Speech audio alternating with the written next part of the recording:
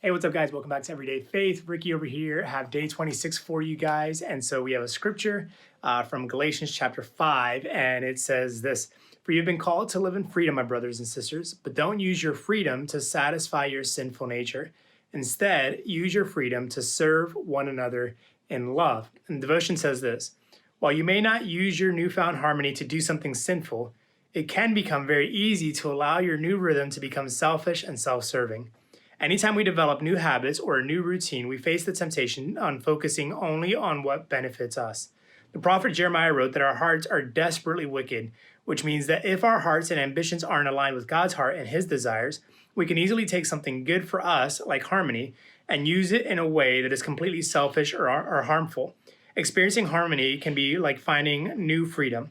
Maybe you have more time, more peace, more hope, or more ambition, whatever it is. Use it to serve others through love, and don't fall into the trap of serving only yourself. I love this because it kind of like punches you in the stomach, because I think, harmony is a good thing and we all want, to experience it. We all want to benefit from it. We all want to have it. The challenge is, like any good thing, we can end up taking something like harmony and using it in a selfish way, or only kind of to protect ourselves. And I'll give a real kind of personal example. I work obviously with Faithbox. My wife and I started a church. I work basically like 6 days a week.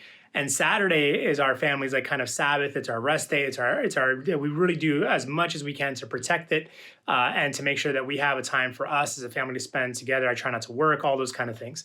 And so that's part of my harmony. That's part of how I keep harmony. That's part of how I maintain harmony in my life.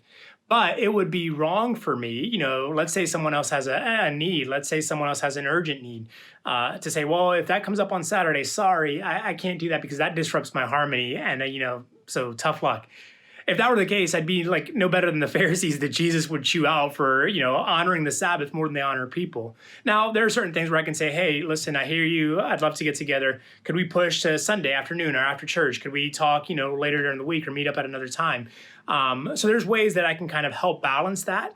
But the catch is that I got to make sure when I make that kind of decision, I'm not doing it selfishly or leveraging something only for my benefit. I want to make sure that I'm doing it in a way that honors God, of course, and honors people. And so whatever your harmony is, whatever you're experiencing, however you're taking steps toward that, I'm sure you're doing great at it and I'm sure you're doing awesome. But let's make sure that we don't get caught up doing something selfishly or something that only benefits us, when the fact of the matter is that God intends to give us harmony, not just to make our lives better, but to make everyone else's life better as well. We'll see you guys tomorrow on Everyday Faith.